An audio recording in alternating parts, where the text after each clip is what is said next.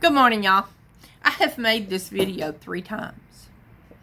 And each time, in the words of Wanda Joyce, I end up on a tangent, which is not what I wanted to do. I'm wanting us to think about something other than the mess we're going through right now.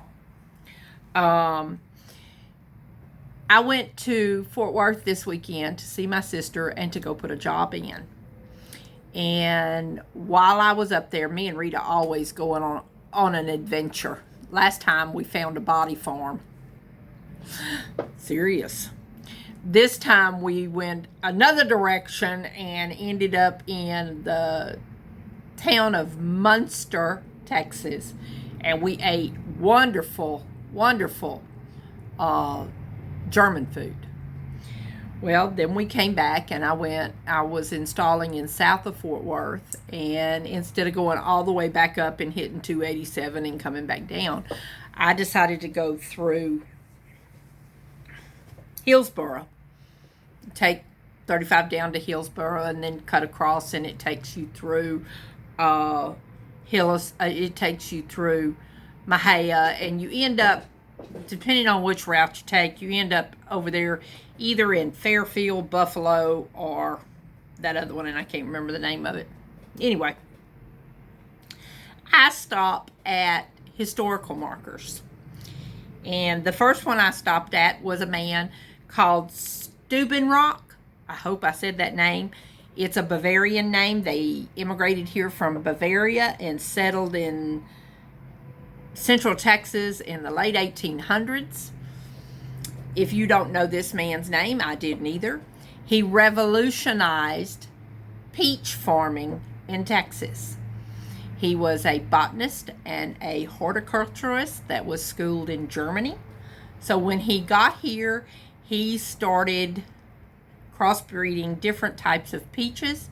He came up with approximately 10 different strands of peaches that ripen anywhere from May to September. We have a lot of peach orchards in Texas as a result of this man's work. He was never financially compensated for all of that, but he is very well known in the peach industry. He bought 100 acres of land for $6 an acre in 1876. And he said it cost him 3 times that amount to put a fence around it. But quite interesting story. Then I traveled a little bit further south. Right before I got to Mahia, there is a historical marker for Munger, Texas, Munger, that is no longer there. It was a little city that died in the 1940s after the Depression and the Dust Bowl and World War I. It just kind of went by the wayside. Him and his 2 sons in 1872 bought what they called 10 labors of land, which is equivalent to 1,770 acres, to which they proceeded to raise cotton. His son come up with adaptations to Eli Whitney's cotton gin, which made milling, is that a right word? Milling cotton? I don't think that's the right word. But anyway, he holds the patent. He increased the production of a cotton gin. He also built several wheat mills, grist mills.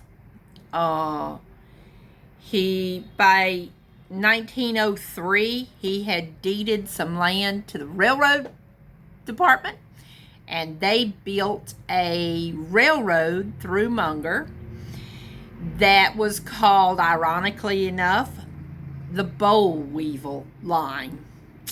It didn't last long. By 1936, it was gone. But in the 1920 was the height of Munger's population and growth. They had a 10-grade school, which back then was an amazing thing in a rural area. They had 3 churches, Methodist, Baptist, and Episcopalian. Don't you know that was some interesting conversations at the watering hole. They had several cotton gins, grist mills, wheat mills. They had a full-fledged railroad depot, which boasted a post office and a general store. They had a blacksmith shop. They had an official polling place, and one of the first Boy Scout troops was there. I said that to say all of this. It is interesting the people that settled Texas. A lot of people think Spanish history, Mexican history, whatever. But the people that settled the central and northern parts and eastern parts of Texas were not Mexican. They were people from other countries, Bavaria, Germany. Over getting close to San Antonio, you will find a huge Czechoslovakian settlement. We've got people from all over the world that settled Texas.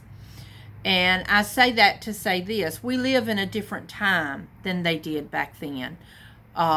We definitely are a first world country. And our country suffers tremendously with first world problems that any third world country would trade to have in a heartbeat. These folks, when they immigrated to Texas, there was nothing here. When I tell you there was nothing here, they had to find water. They had to, and he also opened up a lumber mill. That was the other thing. They had to chop down the lumber to build this town. You couldn't just call your local Home Depot or Ritter or Lowe's and say, hey, I need X amount. And they didn't have any of that. You had to do it yourself. They had to dig wells. When I tell you there was nothing, there was nothing. They didn't call ahead to the local Remax office and say, hey, I'm looking for a 4-bedroom house. Can you show me what you got? There was nothing there but flat prairie land. And by their hard work and actions, they changed it. Now, mind you, Munger, Texas died in between 1920 and 1940. But the town of Maheo, which is right next to it, did not. It still has huge farming. As a matter of fact, when I come through there, when I was stopped at the one at Munger, they were harvesting cotton in the field across the street. I thought that was neat. I don't know, I just kind of had a little aha moment that I'm standing on the ground where over 100 years ago, 120, 130 years ago, someone stood right here with a vision. And I wonder how many of us are standing in a place right here that in the future somebody will look back and say, that person had a vision. A lot of us are hurting. I'm not going to get into political or COVID. I'm not getting into either one of them on my videos. But a lot of people are hurting right now. And my best advice to you is something Granny told me. Find something you like to do. Find something you have a passion for and work for it. I don't care who you are. Find something you have a passion for and work for it. Be encouraged. Be encouraged. Negative thinking only gets bigger. Trust me, I know. Since June, well, actually since March, I have not been in a good place. From my business being shut down to me wondering how I was going to pay the rent and the lights and all of this other stuff to me wondering how in the world will we live through this. And then when Mom got sick, and then when I got sick, and we lost Mom, and it took me to September to get well, and then turned around in October and went down again with kidney problems and strep. Trust me, I'm not just speaking off the top of my head. I know how devastating living today is. But find something to be encouraged about. Find something that you can wake up in the morning and go, okay, that's where I want to be. How do I get to that point? And I'm not, again, people, I'm not misleading you. I am still in a very, very, very tough spot. The work is there, and Shonda and I work very hard, but it just seems like all I'm doing is spinning my wheels. I'm not getting anywhere. But thank God I have a wheel to spin. Well, it's 7:30. It's time for me to get this day going. I hope y'all have a great day. I know I will. I will try to. Hope you enjoy my video.